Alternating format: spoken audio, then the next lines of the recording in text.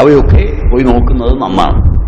ഇതെല്ലാം കലർന്നു കിടക്കുന്ന വലിയൊരു സാമ്രാജ്യമാണ് വൈദ്യശാഖ.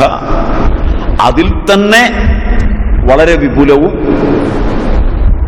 വളരെ ശ്രദ്ധേയവുമായൊരു ശാഖയാണ് സൃഷ്ടികർമ്മം. നമുക്ക് ഒരു കാര്യത്തെ പിടിച്ചു തുടങ്ങാം. പരമാവധി ചരകത്തെ മുൻപിൽ വെച്ചുകൊണ്ടാണ് ഞാൻ ഈ ക്ലാസ് എടുക്കുന്നത്. ബാക്കിയുള്ളവ പിന്നെ ഒരിക്കൽ വിളിച്ചാൽ ഞാൻ വന്ന് പറഞ്ഞുതരാം. എനിക്കറിയും പറ്റില്ല. ഏതെങ്കിലും ഒന്നിനെ വെച്ചല്ലാതെ എല്ലാം കൂടെ കലർത്തി പറഞ്ഞാൽ നമ്മളെങ്ങും എത്തുകയില്ല. സുശ്രുതത്തെ അവലംബിച്ചാണ് ശരിക്കും പഠിക്കേണ്ടത്. അത് പക്ഷേ ഇനി ആയുർവേദ വിദ്യാർത്ഥികൾ പഠിക്കരുതെന്നാണ് എൻ്റെ അഭിപ്രായം. എന്ന് നിങ്ങൾക്ക് ശല്യ ചികിത്സയ്ക്ക് കേരളത്തിൽ അനുമതി കിട്ടുന്നു, അന്നല്ലാതെ നിങ്ങളത് പഠിച്ചാൽ ബുദ്ധിമുട്ടുകൾ ഉണ്ടാവും. അതുകൊണ്ട് ശല്യവിജ്ഞാനത്തിൽ ഗർഭവും ഒരു ശല്യമാണ്. അങ്ങനെയാണ് വൈദികർ അതിനെ കാണുന്നത്. ശല്യം എന്ന് പറഞ്ഞാൽ മുള്ളെന്നൊരർത്ഥമുണ്ട്, പുണ്ണിലിരിക്കുന്ന മുള്ള് എന്നൊരർത്ഥമുണ്ട്. ശല്യം എന്ന് പറഞ്ഞാൽ ഒരു ബാഹ്യ വസ്തു എന്നാണ് അർത്ഥം. ഒരു ബാഹ്യ വസ്തു ഉള്ളിൽപ്പെടുന്നു. മാരകങ്ങളായ എല്ലാ രോഗങ്ങളും ഒരു സ്ത്രീക്ക് ഉണ്ടാക്കിത്തരാൻ പര്യാപ്തവും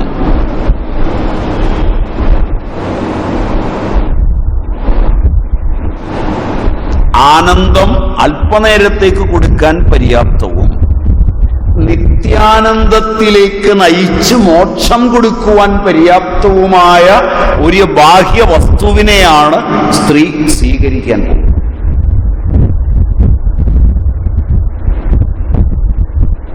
ലക്ഷോപലക്ഷം സൃഷ്ടിക്ക് കാരണമാകാവുന്ന ബീജങ്ങളുടെ ഒരു സമൂഹം.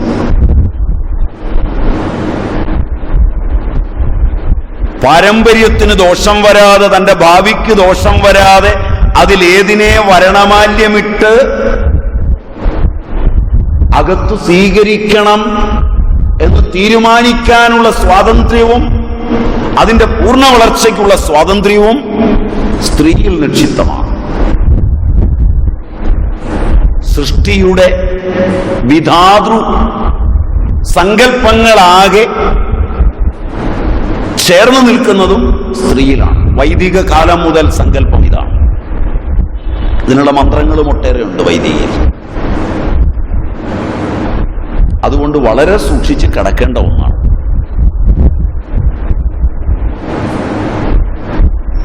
ഇന്നത്തെ ജീവിതവും അന്നത്തെ ജീവിതവും തമ്മിലുള്ള അന്തരം ഇതാണ്. അതുകൊണ്ട് പഠിത്തം കഴിഞ്ഞ് ഇറങ്ങുന്ന പൂർണ്ണത എന്ന് പറയുന്നത് വിവാഹം കൊണ്ടേ ഉണ്ടാവും. ബ്രഹ്മചര്യ സന്യാസം സ്വീകരിച്ച് ഒരാളാണിരുന്ന് പറയുന്നത്. അതുകൊണ്ട് നിങ്ങൾ തെറ്റിദ്ധരിക്കുകയൊന്നും വേണ്ട. വ്യക്തി പൂർണ്ണനാകുന്നത് സ്ത്രീയായാലും പുരുഷനായാലും വിവാഹ സംസ്കാരം കൊണ്ട് തന്നെയാണ്. ക്രമമുക്തിയുടെ വഴിയും അതാണ്. പൂർവജന്മാർജിതങ്ങളായ സംസ്കാരങ്ങളുടെ സ്മരണ വരുന്നു എങ്കിൽ മാത്രം വിവാഹം ഒഴിവാക്കണം.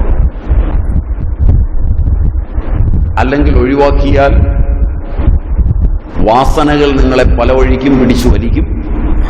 വേഷം കൊണ്ട് കാര്യമുണ്ടാവില്ല എന്നൊക്കെ വ്യക്തമായി അവർ രേഖപ്പെടുത്തിയിട്ടുണ്ട്. അതിനെ ഞാൻ കൂടുതൽ ചർച്ച ചെയ്യുന്നില്ല. വിഷയം എൻ്റെത് അതല്ല. അതുകൊണ്ട് വിവാഹം എന്ന സംസ്കാരം അത്യന്താപേക്ഷിതം തന്നെയാണ്.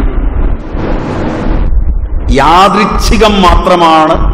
അതിൽ നിന്ന് എപ്രകാരമാണോ ഒരു വെള്ളത്തിന്റെ ഉപരിതലത്തിൽ നിന്ന് ഒരു വെള്ളത്തിന്റെ അണു പുറത്തേക്ക് സ്വതന്ത്രമാകുന്നത്, അതുപോലെ മാത്രമേ സന്യാസത്തിലേക്ക് സ്വതന്ത്രമാകൂ.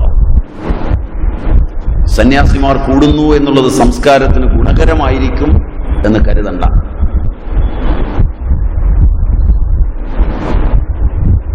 ഗാർഹസ്ഥ്യം തന്നെയാണ് ആ നിലയിൽ പൂർണ്ണത. ആരെങ്കിലും ചെറുപ്പക്കാർ അല്ലാതെ സങ്കല്പിച്ചിട്ടുണ്ടെങ്കിൽ ഒന്ന് പുനരാലോചിക്കുന്നത് ഉചിതമാണ്. അതുകൊണ്ട് അവർ സംസ്കാര കർമ്മങ്ങളെ കൃത്യമായി പറഞ്ഞിട്ടുണ്ട്. അതിൽ തന്നെ പഠനമൊക്കെ കഴിഞ്ഞ് കുലപതി ഉപദേശം കൊടുക്കുമ്പോൾ അവിടുന്ന് ഉപദേശങ്ങളൊക്കെ കേട്ട് മാതൃദേവതയെ പിതൃദേവതയെയൊക്കെ അനുസരിക്കുവാനുള്ള ഉപദേശങ്ങളൊക്കെ കേട്ട് പുറത്തേക്ക് ഇറങ്ങുമ്പോൾ തൈത്തരീയം പ്രത്യേകം ഓർമ്മിപ്പിക്കും. ജായാമേ സ്യാദഥ പ്രജാം പ്രജായേയ. എന്തിനാണ് ഭാര്യ?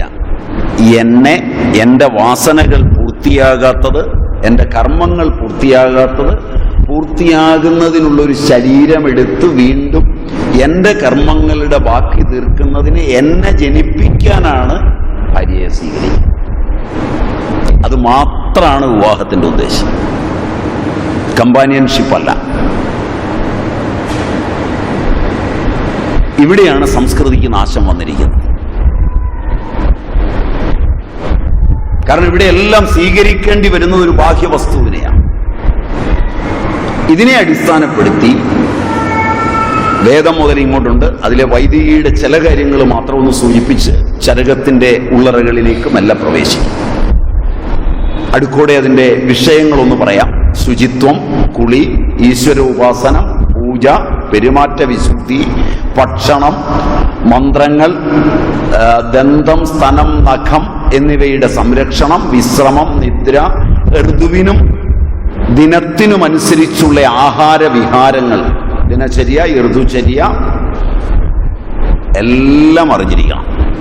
ഈ വിഷയത്തിലേക്ക് വരാൻ ഗർഭകാല രോഗങ്ങൾ, പ്രാഗർഭജന്യ രോഗങ്ങൾ, ഗർഭജന്യ രോഗങ്ങൾ, പ്രസവാനന്തര രോഗങ്ങൾ, ശിശുരോഗങ്ങൾ, കുട്ടിയുടെയും അമ്മയുടെയും ആരോഗ്യത്തിനും ആയുസ്സിനുമുള്ള സൂക്തങ്ങൾ വൈദിക സംസ്കൃതിയിൽ ഇതെല്ലാം ഉണ്ട്. ഇതിനൊന്നും ആയുർവേദം പോലും പഠിക്കണമെന്നില്ല, വൈദിക പഠിച്ചിട്ടുണ്ട് ഇതെല്ലാം. സുഖപ്രസവത്തിനുള്ള ഔഷധങ്ങളും മന്ത്രങ്ങളുമുണ്ട്. രാമായണ ചരിത്രമെടുത്ത് പഠിച്ചാൽ രാമരാജ്യത്ത് ഉത്തമ സന്താനങ്ങളെ അല്ലാതെ ഒരു സ്ത്രീയും പ്രസവിച്ചിട്ടില്ല എന്നതിൻ്റെ രേഖകളുണ്ട്. ഒരു കലം നിറച്ച് എണ്ണയുമായി ഒരാൾ അത് ചുമന്ന് പ്രദക്ഷിണം വയ്ക്കുമ്പോൾ എങ്ങനെയോ ആ മനസ്സുമായി വേണം ഭിഷഗ്വരൻ ഒരു ഗർഭിണിയെ കാണുവാനും പരിചരിക്കുവാനുമെന്ന് വൈദികി രേഖപ്പെടുത്തിയിട്ടുണ്ട്. എങ്ങനെ വേണം ഭിഷഗ്വരൻ ഗർഭിണിയെ കാണാൻ? ഇത്രയും പഴക്കമുള്ള ആയുർവേദ ഗർഭപരിചരണമാണ് നമ്മുടെ വിഷയം. അതിൽ കുട്ടിയുടെ ദീർഘജീവനം, അമ്മയുടെ ദീർഘജീവനം ഇതെല്ലാം വരും. അതിൽ അനേകവിധ മന്ത്രങ്ങളും വൈദികി ചൂണ്ടിക്കാണിച്ചിട്ടുണ്ട്. യഥാവാദ പുഷ്കരിണീം സമിം ഗയതി സർവത ഏവാദേ ഗർഭയേജതു നിരൈർതു ദശമാസ്യഃ എന്ന് തുടങ്ങി കാറ്റ് എല്ലാ ഭാഗത്തേക്കും ചലിക്കുന്നത് പോലെ ഗർഭം അല്ലയോ ഗർഭവതി കമ്പിതമാവട്ടെ. 10 മാസ പര്യന്തമിരുന്ന് ഗർഭം പുറത്തേക്ക് വരട്ടെ.